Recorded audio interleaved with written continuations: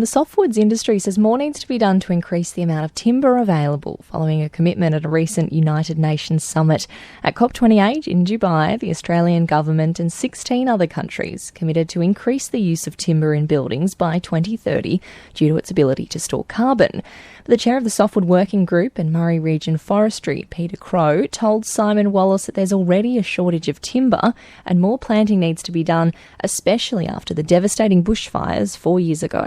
There are serious resource constraints in Victoria and southern New South Wales as a consequence of those fires, and we won't see those shortages and constrictions overcome till the newly planted forests come to maturity in 28 or 30 years' time, even though there will be pulpwood available now in about 10 to 12 years' time and in considerable volumes, but not mature saw logs.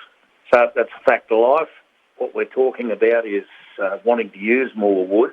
All the information that I have, and I attended the Australian Timber Supply Summit just a couple of months ago, indicates that wood will be in global short supply for the foreseeable future as populations increase and per capita consumption increases.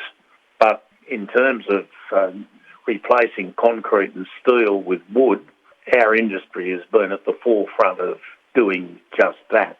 Does there need to be huge plantings taking place in Australia but all around the world for the building industry? Australia has to face up to the problem of sovereign supply because we're going backwards. In fact, we're not planting more trees, we're planting less.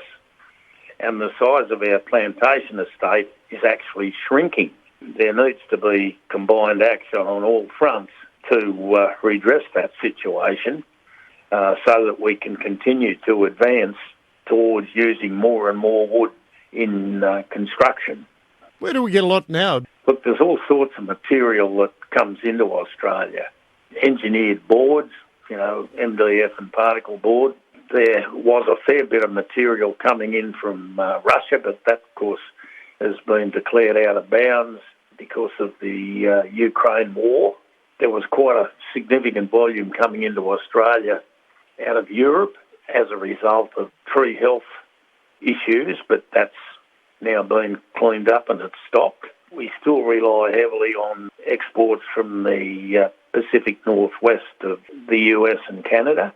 And, of course, the Baltic states are still producers of softwood framing specifically for the Australian construction market. So we get our wood from a range of growers, most of whom, I might say, are producing plantation-grown wood.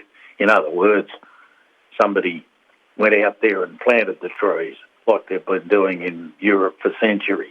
But there's certainly no surplus of structural grade wood around the world. We're a very small consumer in the overall scheme of things. But what it does mean is that we have to be very careful, and in fact, Australia has laws to ensure that imported wood has complied with the highest standard of forest management practices. But I understand that's not always the case. But at the moment, as it stands, Australia, you think would struggle to build more houses out of timber in 7 years' time with the supplies we've got at the moment?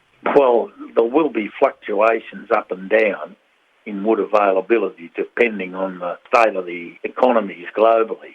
If, for example, there's a massive push on house construction in North America and, say, India, China, that would make availability to Australia pretty tight, and the price will be high. That's the chair of Softwood Working Group and Murray Region Forestry, Peter Crowe, speaking there to Simon Wallace.